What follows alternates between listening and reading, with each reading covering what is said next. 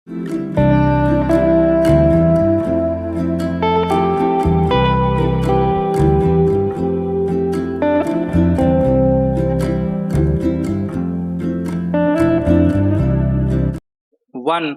2, 3 start. महोदय, हमारे जीवन में संगीत का व्यापक स्थान है। भारतवासियों को अपने प्राचीन युग से अथवा अपने पूर्वजों से शास्त्रीय संगीत के रूप में एक बहुमूल्य निधि मिली है। हमारे पूर्वजों की दृष्टि में संगीत का ध्येय आध्यात्मिक साधना था और उन्होंने संगीत का इसी आदर्श के अनुकूल विकास किया। हम कह सकते हैं कि हमारे देश में यह कला पूर्णता के शिखर पर पहुंच चुकी थी।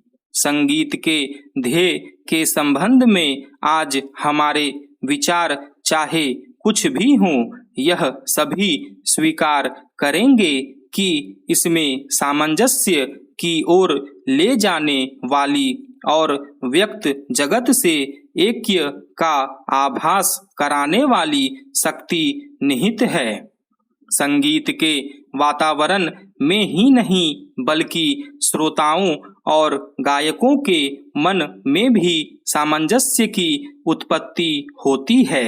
संगीत के उच्च ध्येय और व्यापक प्रभाव के कारण ही प्राचीन काल में भारतवासियों ने संगीत को जनसाधारण के सामाजिक तथा सांस्कृतिक जीवन में ऊंचा स्थान दिया था। शायद ही कोई ऐसा भारतीय त्योहार या उत्सव हो जिसमें संगीत का आयोजन न होता हो। संगीत जन्म से मृत्यु पर्यंत हमारे साथ रहता है। हमारे सभी रीति रिवाजों में इसका कुछ न कुछ स्थान है। शताब्दियों से हम संगीत के प्रशंसक तथा उपासक रहे हैं और हमने इसकी गणना सदा मानव की उच्चतम साधनाओं में की है। काल के प्रभाव से हम लोगों की रुचि में काफी परिवर्तन हुआ, परंतु शास्त्रीय संगीत उसी प्रकार बना रहा और उसमें कोई विशेष और मौलिक परिवर्तन नहीं हुआ। मुसलमान बादशाहों और अमीर उमरों के द्वारा संगीत को केवल प्रोत्साहन ही नहीं मिला, इसमें समयानुकूल हेर फेर भी हुए और आज विशेषकर उत्तर भारत के संगीत ने उसी युग से प्रभावित और बहुत अंशों में अनुप्राणित होकर अपना नया रूप ग्रहण कर लिया है। पर जो भी हेर फेर हुए वे हैं ऊपरी पोशाक मात्र ही। भारतीय संगीत शरीर और आत्मा से अभी भी वही प्राचीन शास्त्रीय संगीत बना हुआ है। ऐसी आशा की जाती है कि इसमें अभी भी इतनी शक्ति है कि यह अपने को एक बार फिर आधुनिक वातावरण के अनुकूल बना लेगा। प्राचीन संगीत कला भारतीय रजवाड़ों के दरबारों में उनके आश्रय से पनपती रही।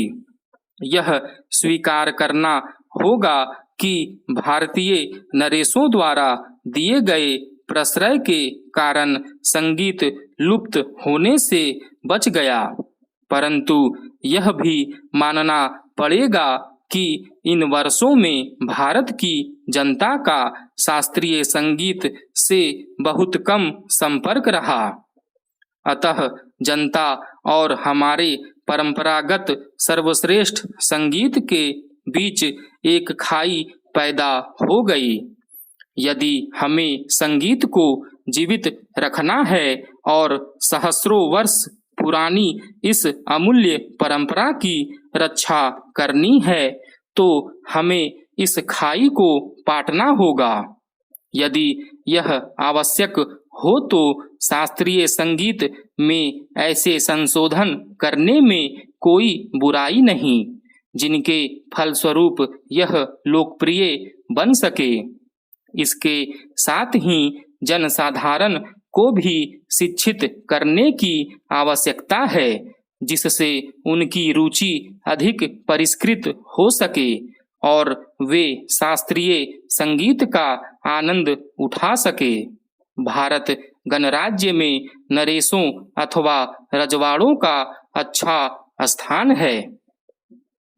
महोदय, आधुनिक युग की एक बड़ी देन यह है कि हम किसी भी चीज की बहुत प्रतियां बना सकते हैं। प्राचीन काल में यदि कोई पुस्तक लिखता था तो ग्रंथ की हस्तलिखित प्रति एक ही होती थी। उसकी यदि प्रतियां बनानी हुई तो दूसरे आदमी को पूरा ग्रंथ लिखना पड़ता था, जो बहुत ही व्यय साध्य और श्रम साध्य काम होता था। आज किसी ग्रंथ या वस्तु की प्रतियां केवल मुद्रणालय में ही नहीं बल्कि अन्य प्रकार से भी बन सकती है। एक का अनेक बना देना आज एक खेल सा हो गया है।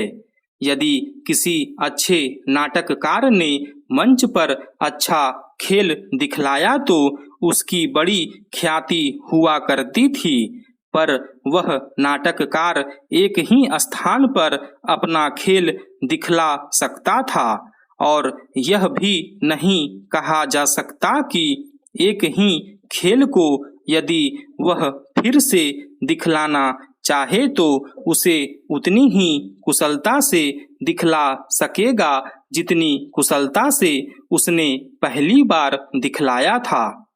आज केवल यही नहीं कि नाटककार के चित्र की प्रतियां बहुत बन सकती हैं, बल्कि उसके चलचित्र की प्रतियां बनती हैं और साथ साथ उसकी वाणी भी सुनने में आ सकती है, और वह केवल एक स्थान पर ही नहीं बल्कि संसार के एक कोने से दूसरे कोने तक जहाँ चाहे सभी स्थानों पर और जितनी बार चाहे सुन सकते हैं और देख सकते हैं। इसी का नाम साधारणतः फिल्म हो गया है। फिल्म में बड़ी शक्ति है। यदि अच्छे पात्र, अच्छे कथानक और अच्छा आदर्श दिखलाया जाए तो उसका प्रभाव बहुत ही अच्छा पड़ता है, जैसे किसी भी अच्छे नाटक का। पर वहाँ भी यदि कथानक दूषित हो, पात्र चरित्रवान न हो और गतिविधि उनकी ऐसी हो जो समाज अथवा व्यक्ति को ऊपर उठाने के बदले नीचे ले जाने वाली हो, तो उसका प्रभाव उतना ही बुरा पड़ता है।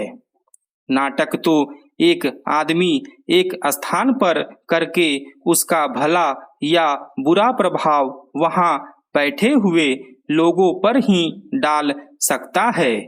दूर दूर के लोगों तक उसका प्रभाव नहीं पहुँच सकता, पर फिल्मों में भला या बुरा करने की शक्ति कई गुनी अधिक हो जाती है।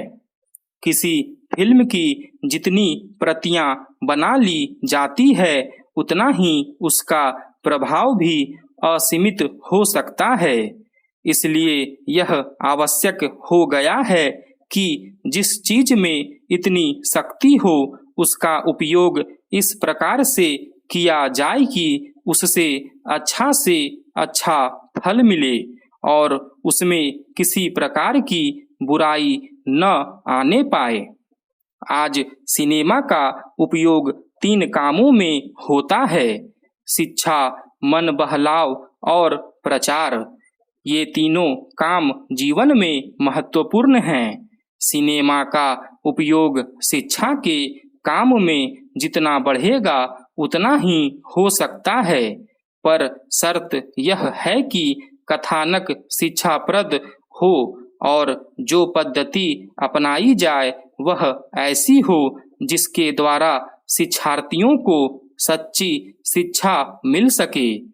जब मैं शिक्षा शब्द का उपयोग करता हूँ तो मेरे ध्यान में केवल बच्चों की ही शिक्षा नहीं है। स्टॉप।